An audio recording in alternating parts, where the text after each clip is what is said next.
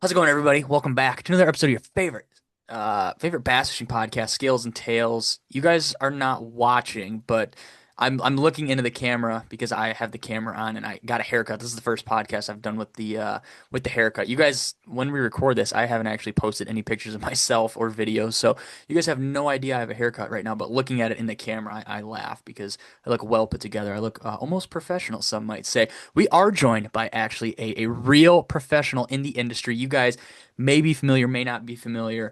So he's only been on twice, and it was over 150 episodes ago was the last time Mr. Jake Rowe was on, which is absolutely insane. We'll go into that a little bit more. But episode 53 of December 15th of 2022 was the last time Jake was on. And prior to that, it was episode 11, April 15th of 2022. So I cannot believe it was 3 years ago. We were talking before this, and Jake mentioned those dates, and I was like, "There's no way." I had to double check his work, and I was like, "Wow, that's crazy! I cannot believe we haven't talked on the record in 3 years." To keep it frank like that, we talked quite a bit, but to for some reason I thought he was on episode like 170 or something, but I was way wrong. I've gotten to meet Jake since then in person. We got to hang out and do some cool stuff that we'll talk about later. So maybe that's where the confusion came from, or we just talk a lot in general. So that's probably doesn't help the cause very much. But I want to put Jake on the spot here real quick with this icebreaker question. Jake, you are. I mean, I can't remember. Are you into UFC or no? Like, do you follow it? No, no, not really. Oh, No, no, okay. just fishing Well, really.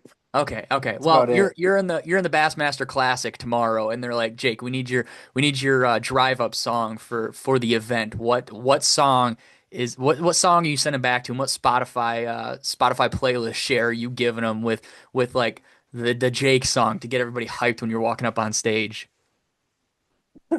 Oh man. Um, that's definitely something I would stir on for like months leading up to it, trying to pick the perfect song. No. Probably like Rooster by Alice in Chains. I know that's like super played out right now in the TikTok world, but I fucking love that song. Be perfect. Yeah.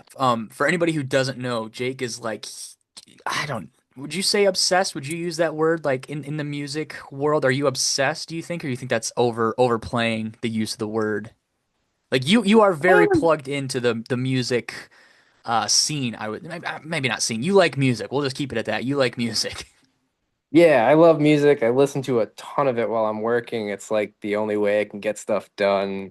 Running, fishing, anything. I always got music playing. I don't know. I'm not like a music snob. I just got my tastes and I listen to a lot of music. I don't know. I mean, you've seen the stuff we have around the Yeah, shop. There's a lot yeah, of music related posters and stuff like that. I always try to pair the perfect music with our posts or something that makes sense. yeah, But yeah, yeah. The hardest yeah. part. So I guess we'll just kind of jump right into it. When did I come out there? February, the first week of February, I think. Yeah, it was for the weekend of the New England Expo, the fishing expo. So I think that was end of January, early February. Yeah, it was cold. Yeah, it was chill. You guys, when we got there, or when I got there, you guys didn't have too much snow, but we left right in time to. Sorry, I have chugged like three sparkling waters while we were talking prior to this, so I'm just like burping up a storm, guys. My apologies. But anyway, I went out to Massachusetts. The beginning of the year, we'll just kind of keep it like that.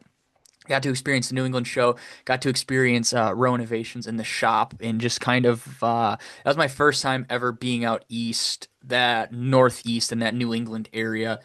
It was a crazy experience, not only for what I got to see while I was there, but the short amount of time I was there. I drove in, I took off work on Friday, so I left right after work Thursday night. Got to the shop Friday morning. We did some stuff, did some things.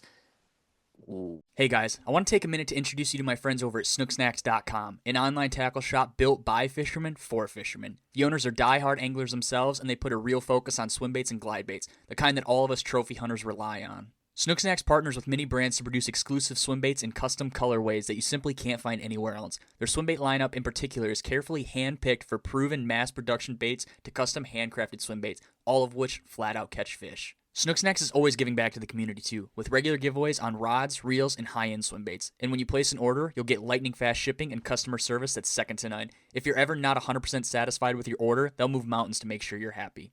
And don't let the name fool you. Snook Snacks has gear for trophy anglers everywhere, whether you're chasing bass, muskie, stripers, or anything in between. If you're listening to this podcast, odds are you'll find something at Snook Snacks that earns a permanent spot in your lineup. So do yourself a favor and check them out at snooksnacks.com, and be sure to use code SNT10 to save 10% off. Make sure you guys also follow them on Instagram to stay in the loops of drops, deals, and giveaways. If you're listening to this podcast, it's safe to assume you're tossing big baits for trophy bass. You already know that treble hook changes are part of the game, but they don't always have to be a pain in the butt to do. Toit split ring pliers are hands down the easiest way to swap out treble hooks, especially on those beefy swim baits we all love. No more slipping, no more fighting your gear, just smooth, secure hook changes every time. Available in 3 fixed sizes in a full kit with interchangeable jaws that safely open up any size split ring. Toyota doesn't stop there. They offer a full lineup of precision tools designed with anglers in mind, including long and short nose pliers, scissors that cut cleanly on limp braid, and wire forming tools perfect for rigging those soft baits. So up your game with Toy, because when you're chasing giants, every detail matters. Check them out at toyfishing.com and be sure to use code SNT15 for 15% off your order. Again, that's toyfishing.com, TOIT fishing.com, and again, SNT15 for 15% off your order. Picture this, the sun rising over the mountains, your line gets tight, and the fight of a lifetime begins. Welcome to Lake Bacharach Lodge, Mexico's premier largemouth bass fishing lodge. Nestled in the heart of the Sierra Madre Mountains, Lake Bacharach Lodge offers world-class fishing, luxury accommodations, first-class hospitality, and expert guides who know where the grandes live. Whether you're chasing giants or kicking back after a day on the water with a frosty, cold, bottomless margarita, we've got you covered. Home to some of the biggest bass in the world, Lake Bacharach is truly an angler's paradise. Don't miss your shot at the bass of a lifetime. Book your trip now at www.lakebacharachlodge.com or call 806-316-8382 today. Lake Bacharach Lodge, truly the best in bass. Went to the expo Friday night, I think. Got up Saturday, did some more stuff at the shop, and then I left Saturday night. Like it was a crazy short-term experience. It was essentially a fever dream in my eyes because I got like 9 hours of sleep the whole time from when I left my house to when I got back, it felt. Yeah, it was we needed a couple more days. We got some filming done, got to see what goes on at the shop, but like we just did one day at the show. Hmm. And like that's all you really need, but like that took away a whole day from us like hanging Yeah. back at the shop and doing whatever else we wanted to do. So you're due to come back out again. Maybe not when it's gross out though. Winter in New England kind of sucks. Yeah, like guys talk Pretty about gray. guys talk about there being like really bad salt here in the Midwest. I can say those guys in Massachusetts, New England, those guys go crazy with the road salt. We were driving somewhere. I was riding with Jake, and I was like, you could visibly see the salt pellets on the ground, and I was like, that is crazy. We use what people would like maybe consider like hard table or tabletop salt, like what you put in a little grinder. You guys are throwing the whole damn salt mine out there. Like I couldn't believe it. I'm like, this is insane. I have it a lot nicer than I thought I did back at home when they salt the roads here. Yeah, never buy a used truck from or car or anything from Massachusetts. It's brutal. Everything's rusted underneath. Yeah, Doesn't matter if you undercoat it. It's nasty. But nightmare yeah, fuel. our winters are sometimes short, sometimes they're long. You came out at a good time though, and it wasn't too nasty. So, but yeah, you got to come back out in the summer. Yeah, yeah, for sure. Summer or fall, like we were talking about the fall, and the fall would be super, super cool. Especially like this time, like around this time. Well, maybe not. I think we were talking earlier in the year, like for baseball season, like towards the tail end of like August, beginning of September, like that would have been a really good time, I think. Yeah, Boston is really fun in like the early fall. Like once all the college kids are back in school with baseball seasons like wrapping up, it's the city kind of comes back to life and it's really nice because you're not like sweating your ass off. It's not too cold yet. You can kind of walk around in a hoodie if you want. It's pretty enjoyable. The fishing definitely is pretty good around the fall too. So Right. Yeah. So we touched on it. When I was there, we got to go to the expo. Would have been Friday night, which I think was the first or second day. I don't remember if it starts on Thursday or Friday. But our thing was is we forget. showed up. Dude, we showed up pretty late, like an hour and a half before closing time, probably maybe 2 hours before. Yeah, everyone was sold out already. It was just Yeah. people hanging out. Yeah, so like Joey wasn't there. Wayne and Wayne and Will were still there from Swimbait Universe. We stopped and talked to them for a while. You ended up talking to those guys for quite a bit because I walked away and you were still talking to them. Got to see Daniel from Clickbait, Jur, got to see a whole bunch of guys, Mike Buka. There was a couple other dudes who stopped me and talked to me. I felt bad because there was a lot of people stopping me and talking to me, and I wasn't familiar with them or I didn't know their names or whatever else. So if you guys are listening to this, almost a year, or not necessarily a year, 9 months since that happened, that event, and I haven't gotten back to you, I apologize. But it was super cool to experience. I mean, I wouldn't even say I got to experience it, just to witness what the New England like swim bait scene, fishing scene is like, because there's so many guys and so many people who listen from that part of the country that getting just to experience a little bit of it. The fishing expo is obviously like a really big thing for you guys in that early or like middle of winter thing. It was pretty cool. I was like, okay, I understand like the hype around this event now, just because there's a lot of for being New England, there's a lot of swim bait guys there, which was super cool. Yeah, we definitely have a fair amount of makers and obviously a ton of guys chucking big baits out here. We don't have the 10, 12 pounders, but we have swim bait quality fish. A lot of water to fish too. Yeah. So, Do you want to give a shout out to your missing connections guy from yesterday that you texted me about? Maybe he listens to the oh podcast. yeah, that was sweet. Yeah, I was going to get ice cream with my wife and the dog, and had a beep behind me. Like, what the hell is that? Guy pulls up next to me and hangs a 250 out the window. I was like, "Hey, what's up?" And he just took off. It was cool.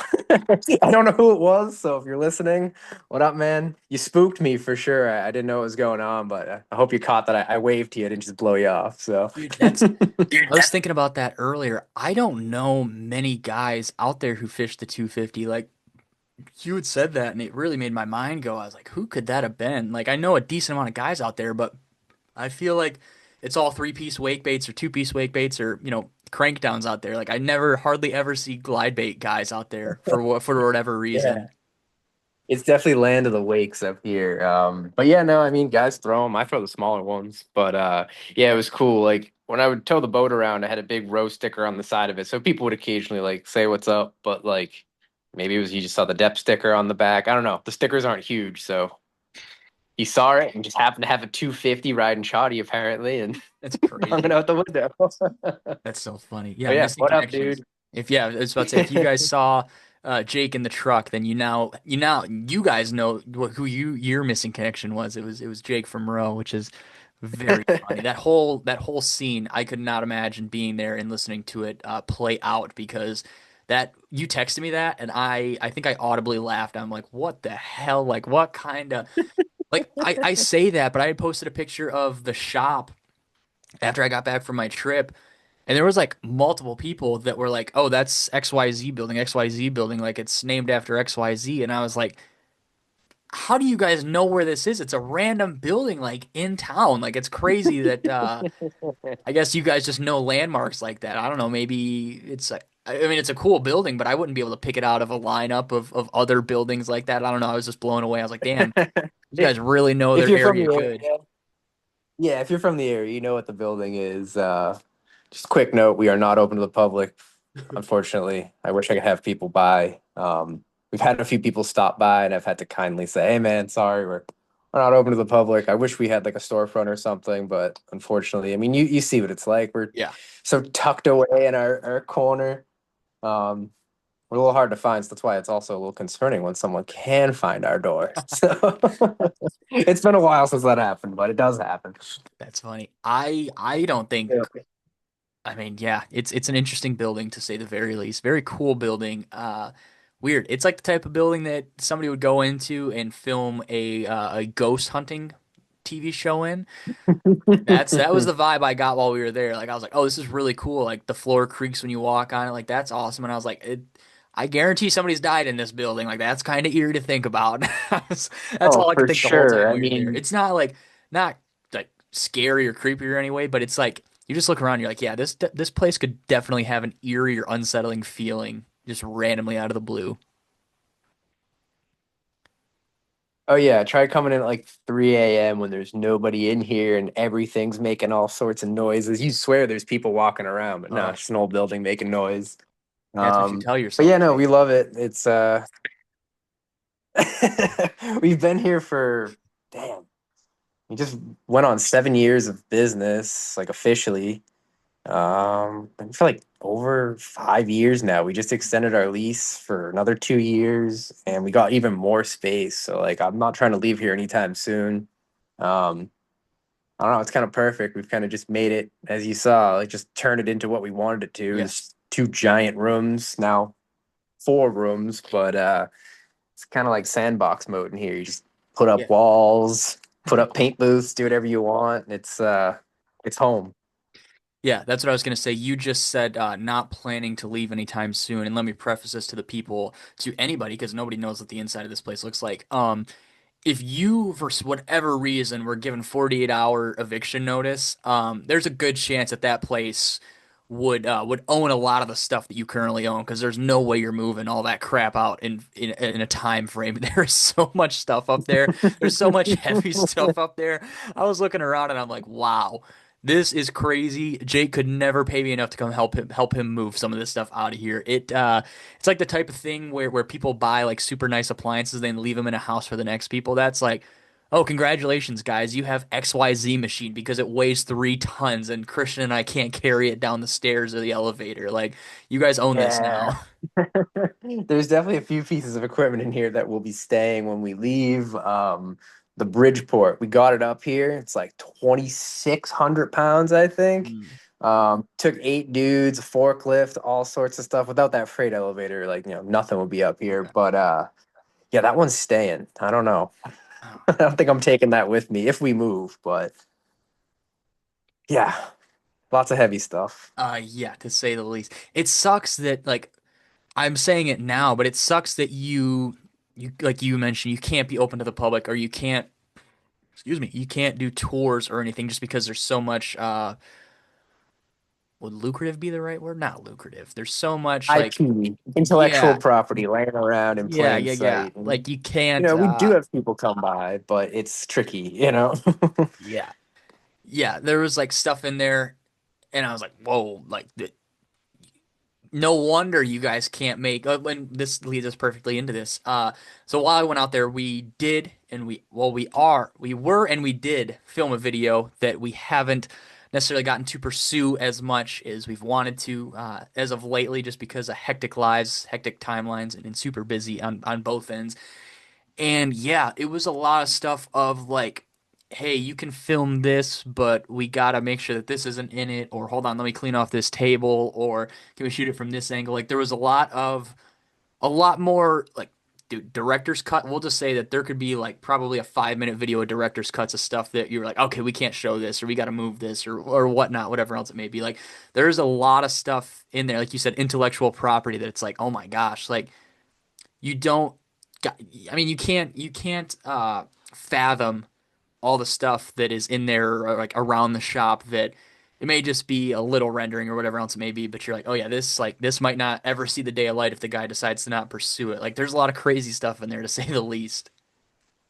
Yeah, it's not necessarily like our secrets, right? Like, we Mhm. don't have many crazy secret machines. We have some custom stuff that like I won't show just because it's like no one's business. But really, it's just out of respect for our clients' privacy. We're very lucky to work with so many different prominent bait makers, and most of these guys are friends. But even then, we can't be sharing stuff between clients. There's so much stuff laying around that, yeah, like you said, maybe never even see the light of day, or it will just in the future, and we can't be showing that stuff. And I feel like we've done a pretty good job of keeping things pretty private for our clients. Anything we ever post is always like with their permission, whatever. Believe me, I would love to show everything. I think we'd have a lot more followers on Instagram. But we can't show a whole lot of what's going on until it's done, and even then, there's only so much that the client cares to show. But if we were to slip up and, give away some information on a bait that's coming out, I don't think other people would trust us. We might lose some Mhm. clients. It'd be hard to get new clients. It's a tough position because, you are one of the main people, but plenty of other friends too are like, man, you got to start a YouTube channel, start Yeah. showing people how you do this stuff. And like, I think that would be really fun. Like, I like teaching. I teach as well as doing this on the side. And like, it's fun showing people how to do stuff. But can't really do it. I don't know. Yeah. I can't show everything. And like we've talked with some of our like, material suppliers, like we'd love for you to send a video that we could use for, like ad stuff and marketing stuff. And it's we can't. Yeah. Simply put, we can't. But yeah, no. People probably think we're dead Yeah. because we Yeah. don't post on Instagram, but it's tough. I like to, be on social media. I'm always on there. I'm always lurking. I'm always putting stories up. That's really how we show people that we're alive and involved with stuff. Is we'll share stuff that we've worked on, whatever. If you notice, the stories are pretty repetitive. It's like, oh yeah, Grace Lee, York, working class, whatever, the same guys over and over again. But it's just our way of saying like, hey, this is what we worked on. We are alive. But yeah, I Yeah. think I've posted like twice in the last 2 years. It's pretty bad. So we'll post that video eventually, Yeah. probably around the time of when this podcast gets aired. But yeah, I suck at social media these days, and that's how we got here. We started just showing all of our work on social media, and that's how we gained a following and how we started, showing off what we do. But it's kind of the opposite nowadays. Right. Yeah, that was the thing. Even recently, like you and Christian were kind of like, oh man, it'd be like I don't know how many times you've texted or called me like, oh dude, it'd be awesome if we had like a social media guy, but like you hire them and they make two posts and then you're like, oh crap, well now we can't take any more pictures or anything because everything else we're working on is under wraps or whatever Right. else it may be. Or like you said, you kind of it helps to have somebody from the niche or from like the group stop by and have an idea of what they can and can't show or like it would help having somebody there who kind of knows the in and outs of who you're working with, what's public, what's not public, what you guys do specifically at Row compared to some of these other places or other whatever you want to call them. You got to have some kind of background knowledge before you just hire somebody to start posting willy-nilly and you look and you're like, "Oh my gosh, they posted XYZ. We're going to get our asses kicked and people are not going to like us after this." Yeah, exactly. And like I truly do like posting. I like crafting up the caption and all that stuff, editing the photos. Like I document a lot of what we do here. It's just I don't know. It's just something we learned in school and design school. You always got to document your process. So I got like memory cards and memory cards just full of cool stuff, but I just don't take the time to edit it and post it. And I don't know. Maybe one day with some permission. It would actually be cool to go back on the last like 3 years or so and, recap some projects that I've like forgotten about at this point. They've been so long ago. We've worked with people over the years that aren't even around anymore Yeah. for, whatever reason. There's like so many things that never hit social media. I should probably count and see how many people we've actually worked with over the years. Uh, But there were yeah, there was a lot of totes with a lot of names at the shop, and I was like, "Whoa, I did not know that you guys like this." Like you'd mentioned, this company's not even around anymore. I didn't even know that you guys were associated with these guys. And you're like, "Oh yeah, there's that was insane." That was like the first thing I noticed when I started to walk around. I'm like, "Wow, there's a lot of like trinkets and stuff and just cool stuff." And I'm like, "This is like the land before time. Like there's stuff like from builders who were only around for maybe a year or two or got super big and disappeared or whatever else it may be." I was like, damn, this is kind of crazy. You know what would be really cool is every year, like starting in January, go back all the way to 2018 and post all the project pictures you took of that month throughout the month. So like 2018 January, go through those couple projects you did and like do like a weekly thing, like a weekly tabs of what you were doing 7 years ago and then 6 years ago, or it'd be cool to keep do it every 7 years throughout, kind of reiterate on everything. So you would post stuff that you guys were working on now in 2032. Like that would be kind of cool. yeah, it's there's a lot of models. I was actually just talking with one of my guys that helps me with some of our CAD stuff. He's real nice with the rendering stuff, which is a separate like software package, not where we design the baits, just where it puts it in a nice lighting environment. And we talked about this in the last show, like to make that eye candy. And so I told him, I said, hey, I have like probably 150 baits that I want to send you that all need to be rendered in the same like lighting environment so we can just make a like giant kind of scroll post or slide post and just do like 10 at a time once a week, just before and after. Here's what the scan looked like before we did it. Here's the sketch when we got a sketch from the client and turned it into something.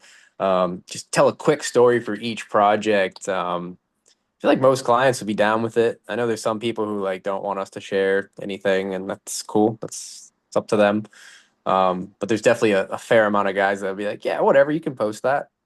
So maybe we'll get that together. But again, I started putting a folder together for him, and because he's gonna run it through like an AI script apparently to get it all done quick. Mm. Um, it's a lot. It's like gigs and gigs and gigs of 3D models.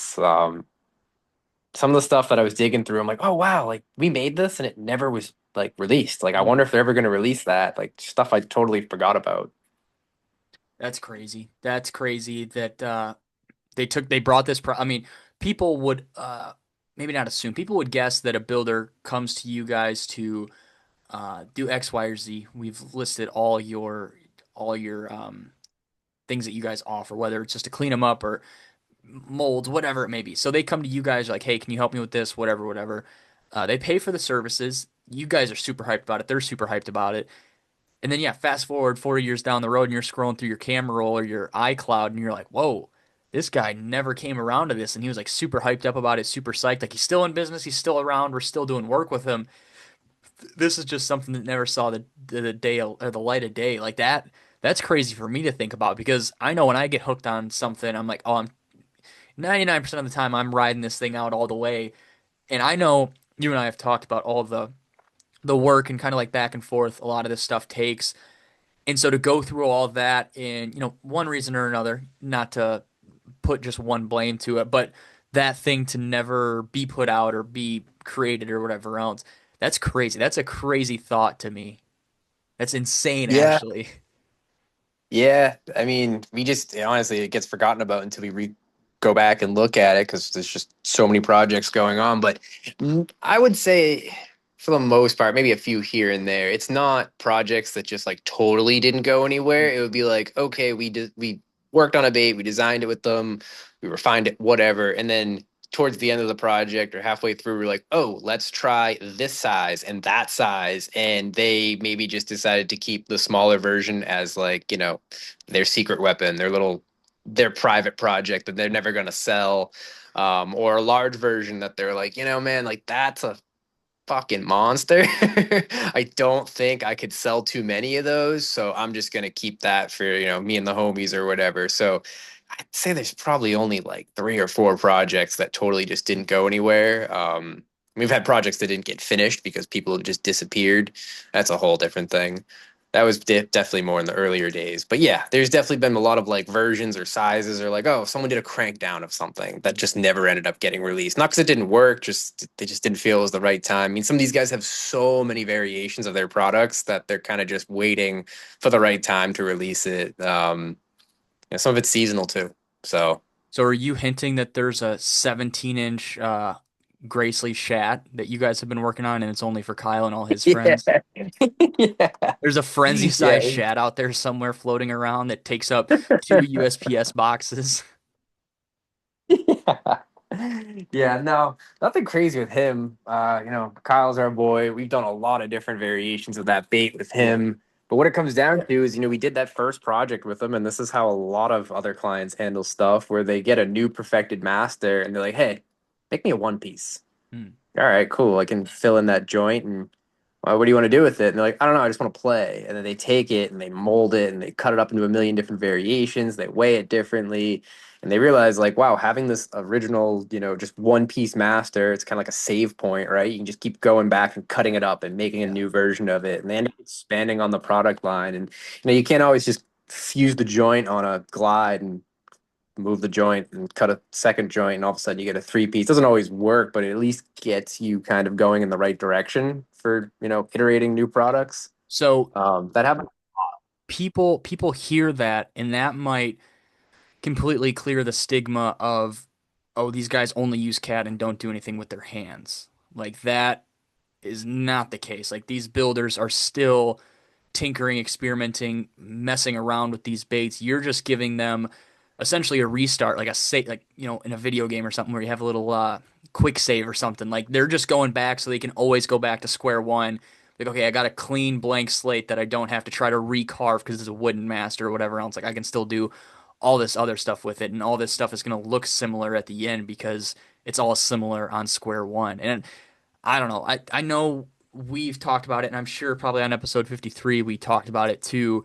But now that I have more of a grasp on how this all plays out, like I understand it more. And I think that might just be a big thing too, is people look at it from the outside in and think that you guys are the ones chopping all this stuff up. You're the ones doing everything, and the builders the ones that are, you know, putting hooks on them and selling them. You guys are sending them painted master mold, or, just whatever it may be. Like I think there's a misconception that people may not know, or maybe they don't want to know. They just make an assumption. I don't know. It's a weird taboo thing for whatever reason in the community.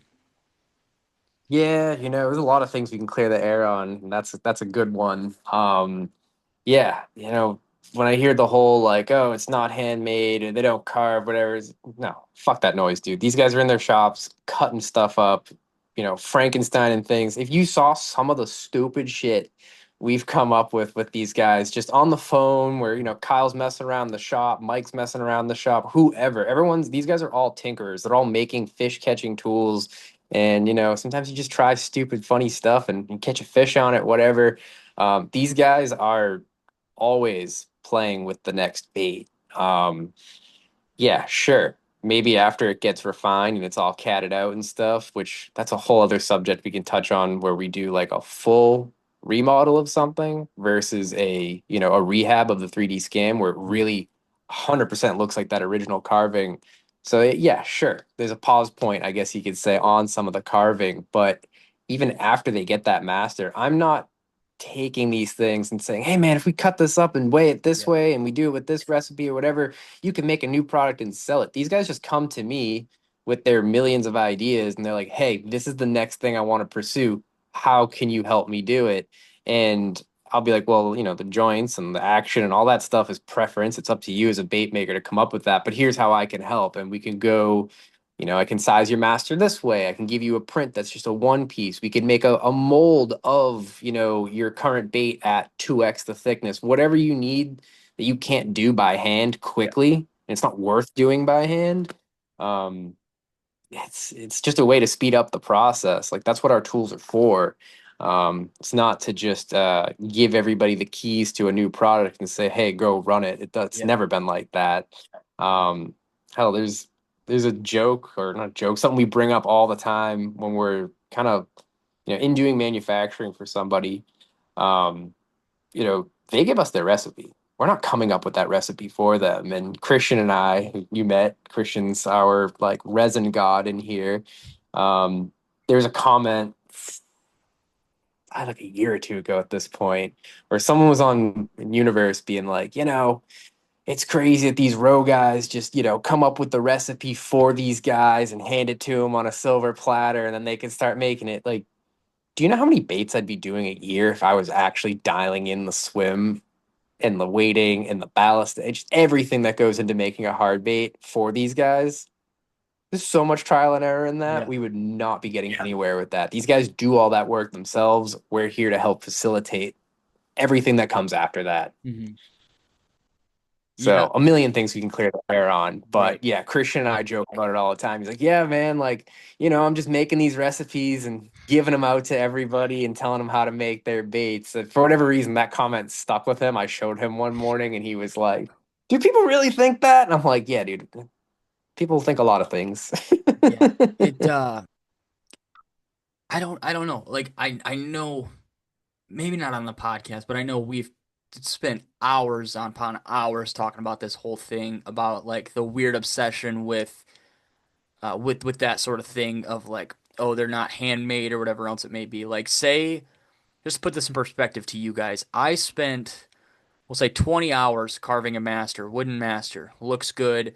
Poured one, swam good. I'm like, okay, I want Road to clean this up a little bit, make it symmetrical, maybe touch up, maybe deepen the skill plate a little bit here or there, whatever else it may be. He's like, okay, cool.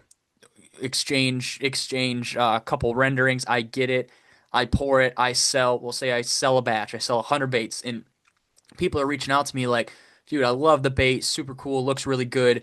But I realize if I bounce the tail on a rock or on a dock post, like super light, the tail breaks. Is there any way you can thicken up the tail? Or insert minimal to a lot of anglers, maybe a minimal thing like, hey, you should thicken up the tail, or you should do this, that, or the other, all that in a bag of chips. And I'm like, wait, how am I gonna go? Am I gonna remold this and just build it up with clay and try to make it look good? How am I gonna go about this? Oh my gosh, my friend over there at Row Innovations. Hey Jake, is there any way we can go about this? Maybe not try to change the profile too much, but can we add a little bit more material here and there? I'm trying to, the market's hot right now. I'm trying to capitalize on this, and I don't want to spend another 20 hours with something you can probably do in half that amount of time. How do we go about this? Like, is that something that would make sense for somebody to, like, I don't know. I feel like it would make more sense to have you help with that if you've already helped prior, compared to, like I said, trying to remold the whole bait, recarve it, or build it up with clay, whatever else it may be. And in my opinion, like you said, time is money, and if I can have somebody else do it way faster than I can with way less minimal, uh, I guess, man hours, really, then I'm all for that. But I don't know, dude. Some people are opposed to that, I guess. Yeah, I mean that's absolutely what we do, and that's kind of the beauty in having this stuff in CAD is like, you do get community feedback, which is another thing we can talk about, the how close the consumers are with the bait makers in universe. And I think that feedback is super important, obviously. I mean, these guys are fishermen, they're throwing these baits and they're out there putting in the hours, and if they see there's something that could be improved, yeah, mention it. Don't be a dickhead about it, but hit up the builder. Don't put them on blast. Like, hey man, like I love the bait. This is going on. Blah blah blah. We try to iron out a lot of those potential issues through the refinement process. At this point, I can see a bait and say, hey man, like I think we got to go a little bit thicker on those tail forks, or that lip is kind of long. I think you're going to break off the head if it hits a dock, something like that. And yes, we can make some adjustments on the fly, but it's also not that simple. It's not just, oh, make it fatter, fix it, remake the mold, go. It's okay, well, now there's more mass in that area. Did we just add too much to the point now where like that whole back section of the glide is now different and that thing needs to be poured differently with different ratio of micro balloons, or it needs to be ballasted differently? Like there's all these different variables that play into these baits, and you make one little change and all of a sudden it doesn't swim like the original. So yeah, like it speeds things up for sure. You're not recarving something, but there's definitely still some work to be done before it's back to where it was originally. I mean, sometimes it's a tiny change and it makes no difference, but especially with glides, you change anything on those baits, it's gonna perform differently. Yeah, yeah. Not invasive was the word I was looking for earlier when I went with man hours. I was looking for the word invasive, but man hours was just the first thing that I could plug in there and Yeah, keep the thought on the rails. But no, I yeah, gotcha. it's I don't know. Like, it's a damned if you do, damned if you don't type thing. And I, some guys just love, hitting the pavement and sitting down and carving and building with clay and that sort of thing too. To each their own. That's all you can really say. To each their own. It it's like it's a matter of opinion, really. And I would say that probably 90, you know, something that Mike always says, it's always the minority who make the most noise. You can please 98% of them, but 2% of the people are going to make the posts on Universe or Underground or Instagram stories bashing you for this, that, or the other, saying that, oh, these baits aren't handmade. I don't even see any knife marks in this blank. Like, oh, whatever, whatever. Like, you just can't, That's the point. You shouldn't yeah. see knife marks in a handmade bait.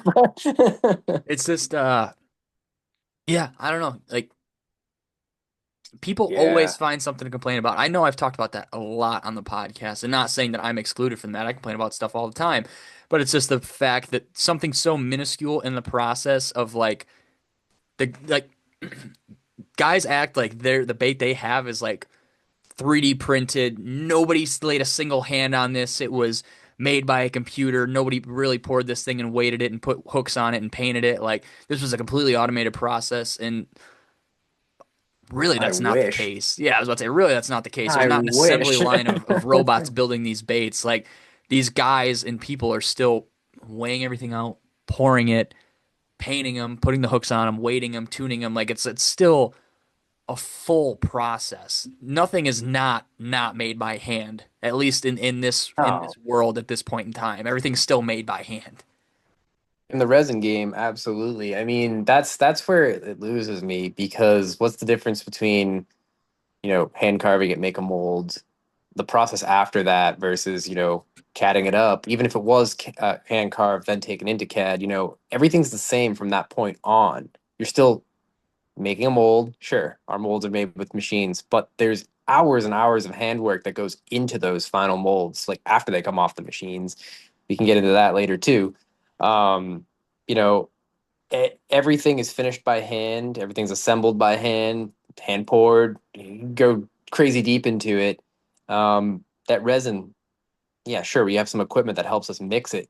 90% of it's hand poured still in the production setting. Our goal with this stuff is to keep it exactly the same as the clients are doing it in their garages, just in a larger scale, a little bit more calculated, and a lot more manpower. Those things come out of a mold. There's 5 dudes, all got hands on these things. They're taking them out, they're cleaning them up. We can get into the specifics of how we do a lot of these blank making production runs, but we're not doing the full cleanup on it. We're doing, really just the minor cleanup of the flashing, cleaning up the hardware, making sure all the hardware is straight. It's all being QC'd by hand. It's all being touched up with a knife by hand, sanded by hand, and then it goes after it gets QC'd. It gets weighed out and everything, so we know that we're hitting like, the weight requirements for these blanks. They go out to the client. What do you think they do with those once they get them? They open up a huge box of blanks and they call up all their friends and they start hand sanding everything and prepping it for paint. After it's prepped for paint, they're hand painting them or airbrushing them or even UV printing. But still, even that, yeah, sure, that's automated. It's still someone's running that machine, someone's Mhm. placing these baits in, someone's priming these baits. There's a lot that goes into it. I really wish there was a press a button and walk the way kind of thing we could do here. There are a number of 3D printed baits out there. By the way, little piece of advice for anyone thinking about trying to do a resin 3D printed bait. All resins, on like consumer level at least, all 3D print resins are hygroscopic. They will soak up water eventually. You can get away with it if you really seal them, whatever. But I've seen a lot of people release baits that were 3D printed and all of a sudden stop selling those. And I have a feeling I know why. I've done a lot of prototyping with 3D printed resin baits. They're heavy as a rock, even if you do them hollow, do whatever. Yeah, it's not really a great idea. There's some other great 3D printed baits out there that are done through different technologies that are not high resolution resin. They're through FDM printing. Um, yeah, don't try to 3D print those things. But eventually, I'm sure there will be a day where we will hit a button and all of a sudden an ABS kind of quality, watertight blank will come out, but we're not there yet. Yeah, at least not on a consumer level. Right. That Yeah. that stuff's not available for us. Yeah. But yeah, I don't think we hit it hard enough, but like everything is still handmade. It's crazy to say something's not handmade. Sure, it got touched with CAD, but one of our main things that we do is if someone says, "Hey, I really want to keep this looking like the original. I don't want it to be CADed out." And nothing wrong with making something fully remodeled in CAD where, yeah, there's some evidence of it being done in CAD. There's some lines that are just a little too sharp to be done by hand, whatever. If someone says, I want to keep this looking like my hand carving, like, hey, see that like kind of scallop mark under the gill plates? That was an accident, but I kind of want to keep that. That was like my touch, something that I added to that master when I was carving it. And can we preserve that? Yeah, sure. Like our whole goal is to keep your bait looking exactly like the original. If you were to go to like the ABS route, that's where stuff really looks blocky and Yeah. catted. Not all of it, but that's just the nature of that manufacturing process. Things going to be simplified, can't have undercuts.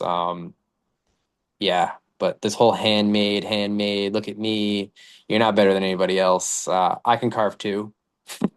I love carving. It's slow, but CAD's also pretty slow. It's just more calculated and gets us to the finish line a little bit smoother. Hmm. There's still 20, 30 hours of CAD work involved with making some of these things. When someone gives me a sketch and says, hey, can we bring this to life? It's pretty much the same as carving. Yeah, I have a back button. I can reverse some moves that I've made, so you don't have to start over. But still, this stuff takes time. I think anyone who's had any sort of CAD experience would say, "Oh wow, this is kind of like carving. There's a lot of time involved here." Yeah.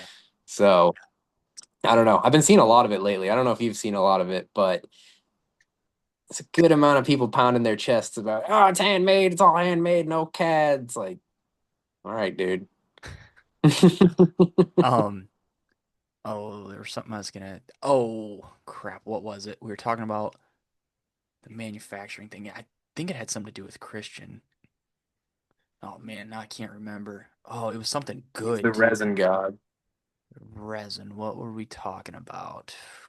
Man, I had it too. Right before I started to talk, I lost it. Anyway, we'll circle back around hopefully if I have a eureka moment here. So Yeah, I ranted for a bit. I'm sorry. You no, probably you're lost good. your You're train of good. thought because of me. I should have wrote it down. I always write that stuff down. It was something to do with CAD. I've seen Jake kind of do some CAD wizard stuff while I was there, and I was like, yeah, good luck replicating this. Like, there's no way that I could learn this stuff efficiently. Like, there's like Jake said, there's much as many man hours into like learning, becoming efficient, and then also applying all that skill into like a bait than carving. Like, it's just a crazy, crazy thing. Like you said, yeah, it's getting to the finish line a little bit faster, but you still got to run the race. There's no, Yeah, it's, it's a I little don't bit know, more man. efficient. Yeah. It's a little bit more efficient. Also, you definitely could pick up CAD. It's just like carving. It's all about the time you put in. I've been doing it since I was 14. I'm 30, turning 31 this month. Like the only reason why I can do this stuff is because I've been doing it every day. If I was carving every day, same deal. So don't put yourself out. Pick up the mouse and the keyboard and get digging on CAD. Make a SNT bait. Oh, dude, my MacBook would literally implode trying to run a CAD software. It doesn't like, oh, I remember what I was gonna say. I gotta say it right now. There's a lot of this stuff we talked about. When you mentioned touching up blanks with the knife work or checking out the hardware, the split, or not the split rings, the O rings, the eye screws. A lot of that Yep. stuff we caught on film. Yeah, I don't know. Christian and I were pretty hyped when we got the one shot with the knife, with the camera attached to the knife. I don't want to spoil it. I think I put it in that little Instagram teaser. But no, there is clips of that stuff. And hopefully around this time when you guys are listening to this, that video will be out or be coming out within the week or so. But yeah, there's like I think we did a good job of capturing how you guys go about this stuff. Like there's no secret crazy manufacturing techniques you guys have. On an efficiency level, yes, but on a level of having a robot arm there doing everything like a robot welder or something of the sense, no. You guys are still all doing it by No. hand. Christian's still cracking all the molds. Like that part hasn't changed, but you guys are more efficient on a manufacturing standpoint. I've been telling you about this class I've been taking. If you guys are not familiar, Lean Six Sigma Green Belt is a statistical analysis class for production and manufacturing efficiency. Dude, it's crazy. Like I've been reading a lot of this stuff, and I've been thinking of like what you guys do, and I'm like, wow, like it's not a crazy. I mean, it's a crazy class, but it's a lot of stuff that you do unknowingly, and so like you guys are really the only other people that I know kind of in that niche compared to like what I do at work. So I'm like, wow, a lot of this stuff you guys already implement without even knowing it, or like you and I have talked about it and we've like brushed up on it. I'm like, wow, there's like an actual name for this technique. Like somebody invented this thing in like the 1870s, and now Row Innovations is doing it in Massachusetts for swim baits. Like it's kind of funny looking at it from that standpoint. Yeah. Honestly, I wish I was, or I had some of those certifications that you're getting. I went to school for this stuff. We learned about manufacturing on different scales. I'm an industrial designer. Christian's an industrial designer, and all of our interns are also industrial designers, plus the other contractors we have. Every single person Mm. except one dude is a mechanical engineer. Jim, he's been around forever helping us out. He's actually a manufacturing specialist. He doesn't work with our manufacturing stuff, but trust me, I hit him up all the time about different like game plans for how to do stuff a little bit more efficiently.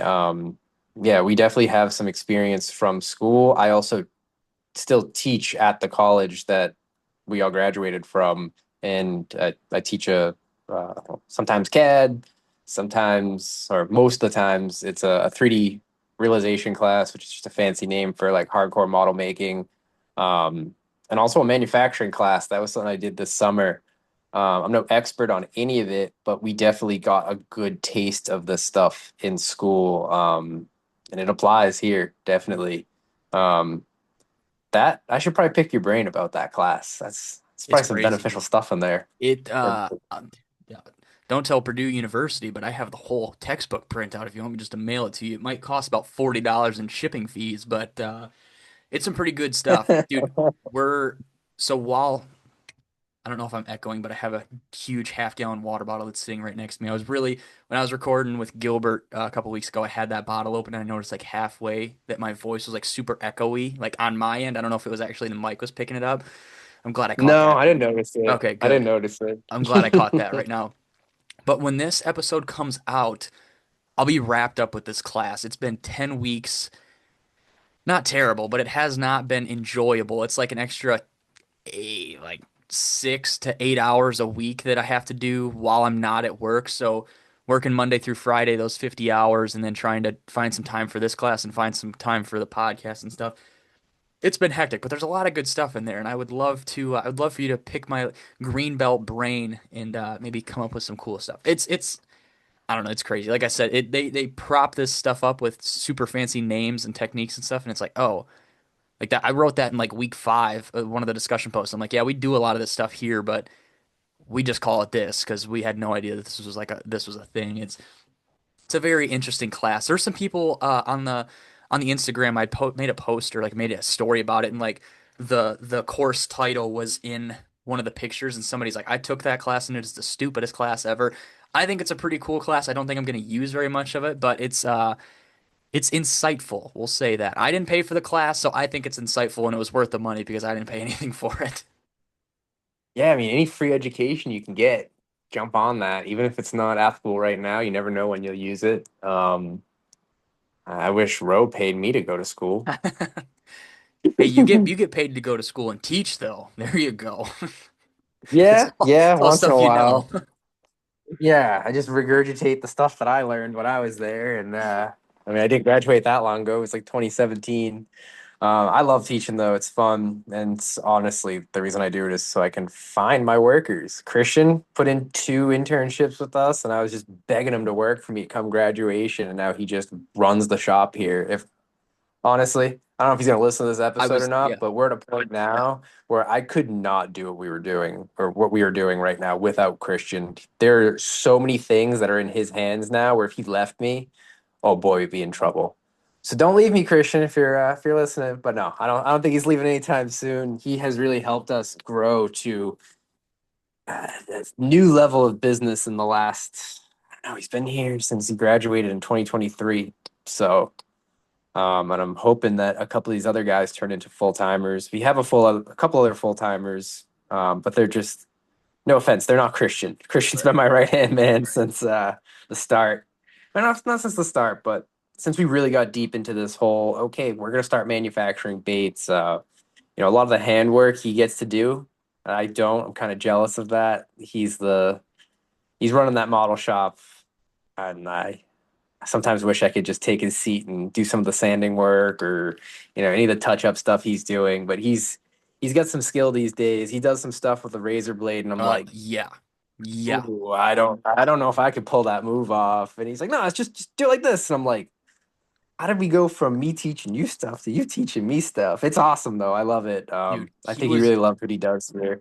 he was whipping around that blade and I'm like, dude, Christian, I cannot watch you, dude. You're gonna lob a fingertip off. And then we hook so a little behind the scenes content for you guys. I don't even know, Jake. I don't even know if you saw it, but I had a couple of those little like elbow arms that connect to the camera and have like a clasp on them. Christian and I like jerry rigged these things together, and then we mounted it to the X-Acto knife. So like the tip of the or the back end of the X-Acto knife ran up to the camera. I was like holding the camera just enough so there wasn't weight on it. And I'm like trying to like mirror Christian's. Oh, dude, it was so crazy. We had to do it like 5 or 6 times, and we finally did it. And I'm like, Christian, we have to be done. Like, this is the best one. And he's like, okay, yeah, yeah. And we watched it. I'm like, okay, yeah, that was totally worth it. No, I'll give my flowers to Christian. Dude, while we were there, you guys got hit with like a crazy rain ice storm, and we were like, you were like, hey Christian, like, could you be here? We're gonna try to film this stuff. It'd be cool, like, to get you included, get your perspective on some of these shot ideas and stuff. And dude, Christian went out, did his winterly duties, and boom, he was there in the morning. And we were talking to him like, when did you go to sleep, dude? He's like, not that long ago. I'm like, dude, Christian, you are the man, dude. You showed up, you put in some work, showed up back to your place of work to help us film this stuff. So Christian, again, if you're listening, you're the best, dude. I meeting Christian, like you and I had talked about him and stuff like before I got out there, and I got out there and I got to hang out with him. I'm like, Christian's pretty damn cool. Like I'd come out there and hang out with you guys again. It was a very cool experience, and I just like had no idea what to expect. I had never met you, obviously, or obviously Christian. So just that whole like weekend, while it was a blur, it was a very fun blur. It's very high up on my list of recent trips. Yeah, no, that I forgot he did that. He has a side gig like on the weekends, and he plows or like ices parking lots for his dad's company, and he makes decent money doing it at night, but it's definitely pretty strenuous. And I knew I could count on him for coming in after.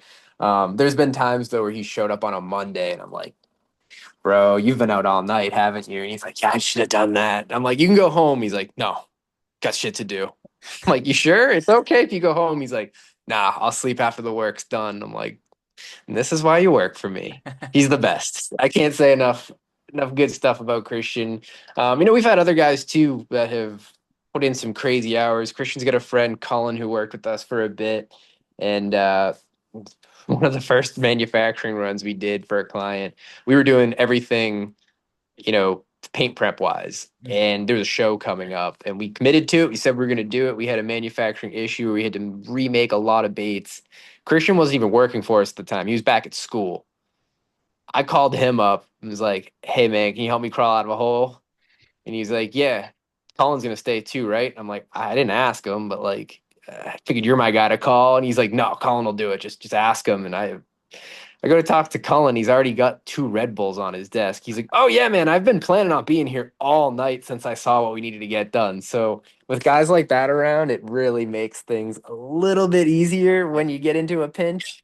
Um, the type of guys that are like, "Oh, 5 o'clock, gotta go Yeah, yeah. home."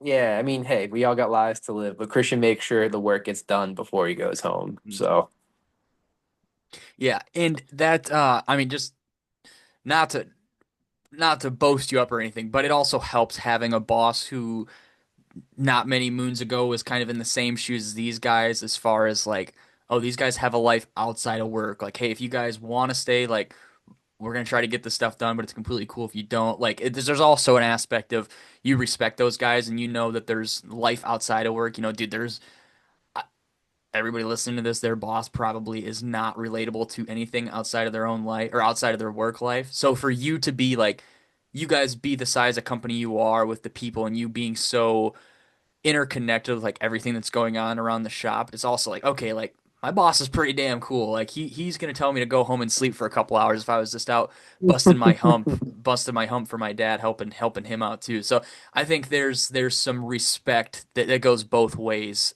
in this scenario. yeah, yeah, for sure. And like my biggest goal since we started getting into this manufacturing stuff is like this can't be sweatshoppy. We're Yeah, gonna yeah. grind, we're gonna get stuff made. That's kind of the nature of manufacturing. We're kind of in like a sweatshop looking building. But the goal is to not run it like that. Like if I burn my guys out, we're going to be producing junk. You need people to be sharp. There's a reason I only hire very specific people to do this stuff, people with a lot of hands-on training experience. But I know what it's like. Like we all basically got pushed to the point of burnout in school. It's intentional. Trust me. I teach there. We try to make that happen with some of these like really hardcore model making projects.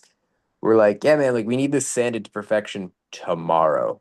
And like, but I have another class to do. Like, yeah, no, it doesn't matter. This is due tomorrow. I need to see this sanded to 3,000 grit. We know it's unrealistic. It's just what I had to go through when I was in the program.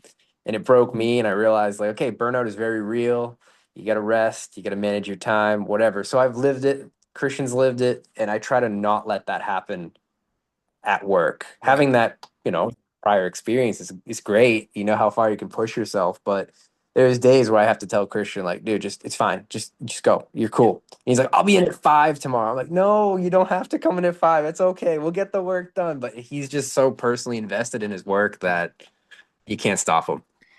Is there anything else that you learned in school, whether it was like you just said, kind of getting put through the ringer, thrown to the wolves, or just like project wise, or anything that you think like really molded you to have a good experience in like the manufacturing or design aspect that you try to teach to, like maybe it's a certain chapter in a book or just a certain project like, hey, we need to efficiently make this with a printer, or I'm throwing stuff at a wall right here, just trying to throw out examples for people listening so you just don't ramble on about something that they have no idea about, or like get the point across. Like, is there anything that you took from school and you kind of put your own little row twist on and now you're teaching back to the kids in your classes?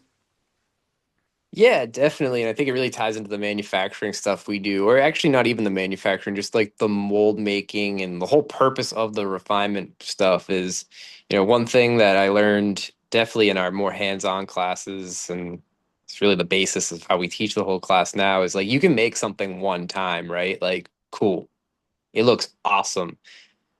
But like, can you make that 10 more times efficiently?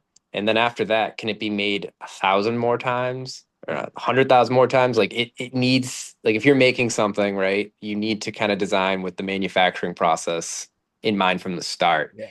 If you just kind of go crazy with an idea and you're like, you get to a point, you're like, oh, wait, like, how are we actually going to manufacture this? Like, yeah, I can make it by hand, but like making one of those by hand is going to take me like a week. That's not efficient.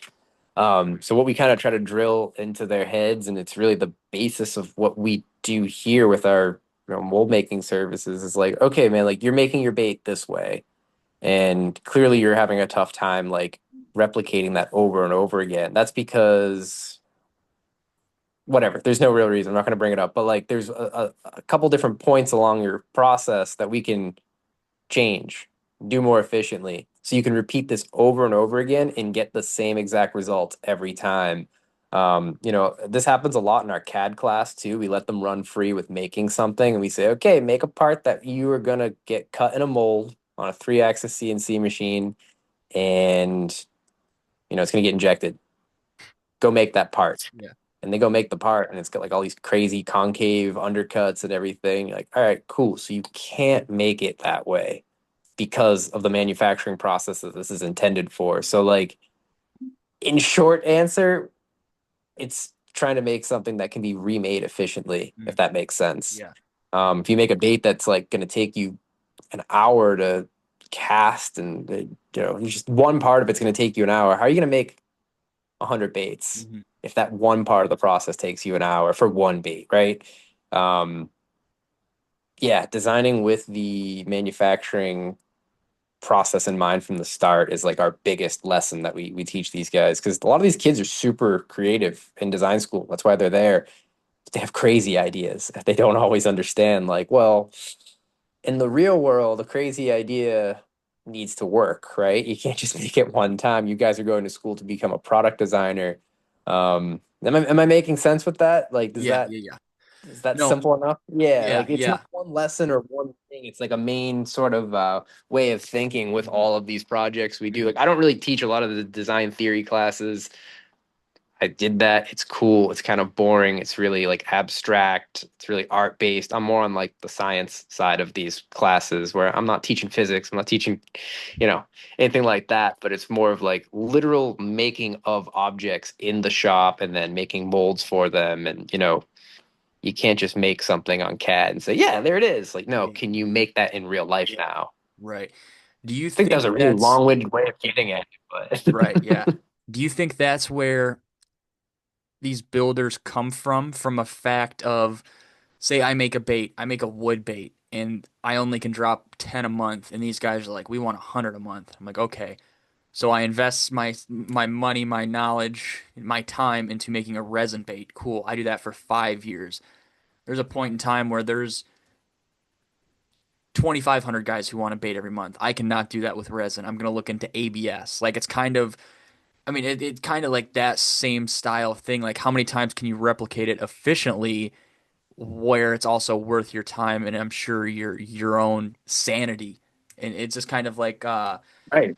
I don't know, that's the way I see it. Like there's a point in there's a point in growth in a resin bait company that the standards or the I don't know, I'm really big into like supply and demand economic stuff. People probably don't know that because I don't talk about that.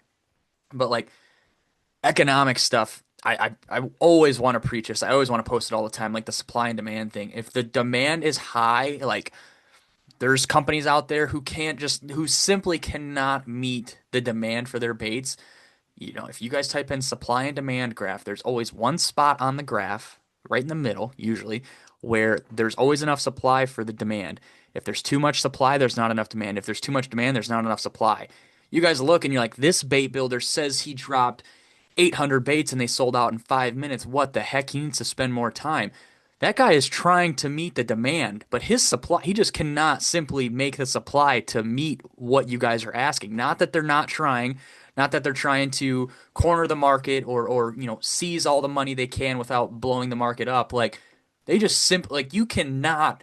I mean, maybe there's a way somebody could make 1,200 baits a month, but that is if you guys haven't listened to any of my builder episodes, go listen to them because these guys will talk about how long it takes to make baits. I mean, Jake just touched on sanding them and down and everything, and even from a manufacturing standpoint, there's still tedious handheld stuff you have to do. Like I don't know, Jake, you have a better insight to this than I do. Like in any sense of the way, any sense of the word, could you have a could you have a big enough team and still make a profit in turn 2,500 baits, resin baits a month? Like, is that feasible for any of these builders in the scene right now, or is that just like some astonishing thing to even try to wrap your mind around? Man, I mean, yeah, if you had enough people, enough molds, just crank, crank, crank. I mean, we do a pretty good output. Like we're able to do, I don't know. So we're not always producing every month for every client that we produce for. Some Right. guys take breaks. I really wish I should actually know what our monthly output is, but we're able to consistently give multiple clients 100 or more baits a month. Um, I mean, damn. I mean, we're growing the team as rapidly as we Right. can. It's a slow thing. You got to train people, you got to find the right people, whatever. I have, so I don't do any of the casting. I help with like getting stuff set up with Christian. Then Christian kind of like, you know, takes it from there. He gets the whole squad together and says, "All right, guys, we need to do this many baits by this date, whatever, whatever." So it's Christian, four, sometimes five other guys. Like we're moving a serious amount of resin. I mean, we're going through 5 gallon kits Yeah. in a week. Yeah. And like in a 5 gallon kit, it's funny when you buy a 5 gallon kit of resin, it's actually 10 gallons. It's weird. I don't know why it's sold like that, but it's two 5 gallon buckets, part A, part B. And that's just for one type of resin. We're doing a bunch of different things. I mean, we definitely have some equipment that can help us mix and dispense some stuff, but all this stuff either gets hand injected or hand poured. And yeah, I Yeah. guess you could get enough people in line to produce a crazy number, but it gets to a point where you just like can't. I don't know. It depends too. Like if these bait makers, they're doing everything, right? If they're not just like using us for doing blanks, right? They're going from their mold making to their casting to their post processing and paint prep and then paint and then tuning Yep. and then dealing with sales. No.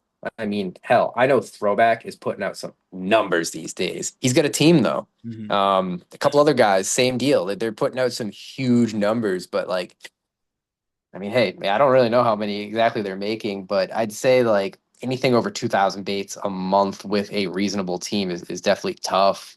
I know guys have done it. They've pushed pretty hard to hit that. I know for us though, for 1,000 baits a month, I need a couple more guys here. We could do it. We're hoping to be doing that very soon.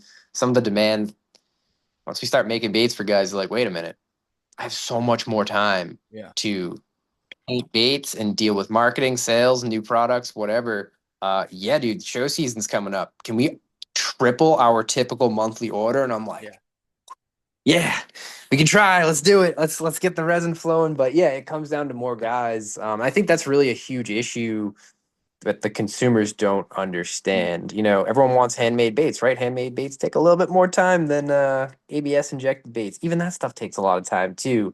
What you said about the whole supply and demand thing and how people like accuse bait makers of like holding out or whatever. I mean, that's just absolutely fucking crazy, dude. You Yeah. think people are holding back baits? Like, no, they want to sell as many as they can. Some of these, or a lot of these baits are seasonal, or you're hot one day, you're not hot the next day. Mhm. You got to move as much as you can while you're hot and people want your product. So, I mean, I don't dabble in the comment sections, or I do, but I don't comment. I see some of the most just absurd comments about what a bait maker should do or how they should up production. Like, there's one hilarious comment. You can probably dig back to it's like a citizen post or something on Mike's page.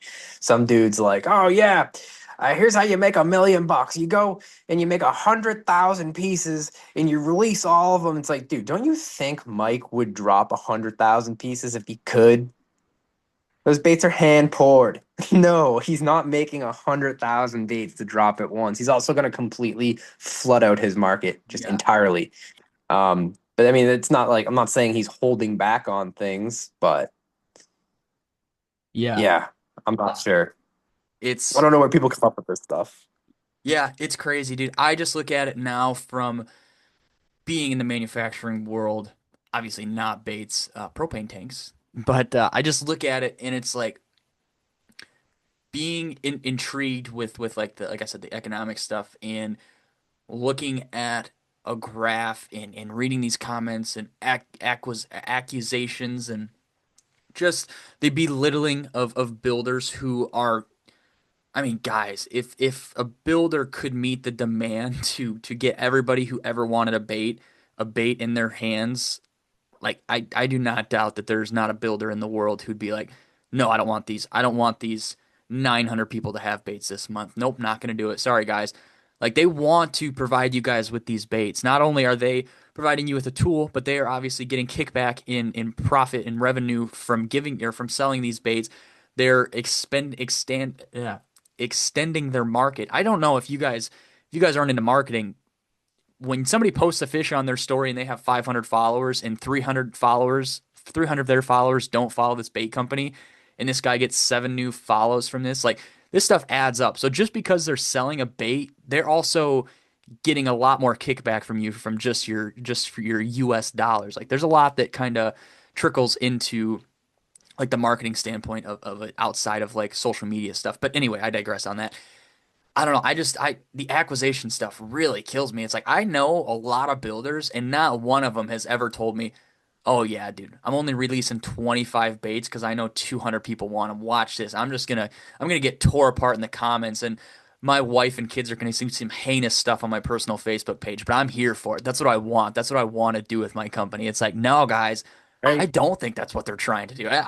Okay, let me rephrase that. I know that's not what they're trying to do. They're trying to meet demand. But these people are people as well. Like they are working a job that essentially this is their job. They're working the same type of job you are. You go into work and your boss tells you, "Hey Jake, I know we produce paper here at this shop, and I'm asking you to make 20 bundles of paper, but I just got a huge order in for 10,000 bundles. So you're going to need to start making 75 bundles a day. How does that sound? Like, no, that is unreasonable. It is unreasonable for a bait builder to produce, like I said, 900, 1,000 baits a month. Like, that is, unless they scale their operation to that standard, like, I don't know. I just really harp on this because it means a lot to me now that I know the in and outs of how all this stuff works and like these just like these acquisitions, like I said, it just kills me. It's like, man, these guys would do it if they could. They cannot meet the demand Right. right now. No, it hurts me too to see it because I also, like you just said, like the back end of this, who's fulfilling the orders. Like I'd say 90% or even more of these resin bait makers, the handmade stuff, the good shit, not the ABS stuff, the real sought after stuff. Yeah. There's like two or three dudes doing that. A lot of times it's one guy and Mhm. then he pulls in his kids and his wife and they're fulfilling orders. I mean, hell, I've been on the phone with Mike in the middle of some of his frenzies where he's shipping baits. It's him, his wife, and his kids Yeah. just ripping labels, writing the like the Yeah, thank you right in the notes. hand. Like Yeah, yeah.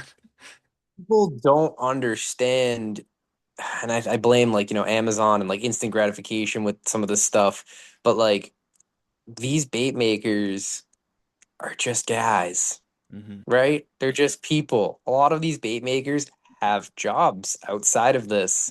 Not all, some do it full time. A lot of these guys have kids. Yeah. I'm lucky right at this point in time, I don't have a child right now, probably soon, but like once that happens, there's gonna be a serious amount of time that I can't spend here. So I can't imagine what some of these bait makers go through on a drop night. Yeah, it's great. You see that PayPal account go woo, and Yeah. you get all this money, but now it's time to go nuts for the next like 48 hours to get that shipment out. Because if you don't get your tracking out, people freak out and they go to Universe and they're like, fuck this dude, where's Yeah. my tracking? It's like, whoa, whoa, whoa, hey, this is a dude in his garage making this stuff. Like, support him by not bashing him on the internet because you didn't get your tracking in 30 seconds. Like, this is not Amazon Prime. Even the tackle stores too. I know like they deal with stuff like that. It's like these are just small businesses. Like if you just keep digging at them and damaging them on social media, like they're gonna disappear eventually. I mean, not all guys, but like this eats at people for sure. It's Yeah. stressful, and people start demanding money back too. Like I'm not talking about anything specific, but like over the years, I've heard some like nightmare drop stories where I mean, imagine not getting a bait in a drop, dude, and like threatening somebody. The fuck is that all about? It's a Yeah. fishing lure, dude. Go Yeah. touch some grass. Seriously. It's wild. I don't know. And I don't sell baits right now. That may change very soon, but I'm not looking forward to that whole sales Mhm. aspect of it. I'm gonna hire someone to deal with that for sure. I can't be Right. the guy on the other end of that. I'll just be making enemies for sure. I mean, I know I kind of I don't know. When's the last time you bought, not even from a bait maker, right? Like, when's the last time you bought something from a small company and you were like pissed that you didn't get it the next day? Yeah. Like, don't you just have a sense of, I don't know, how the world works? Yeah. Yeah. Maybe There's, people think these companies are bigger.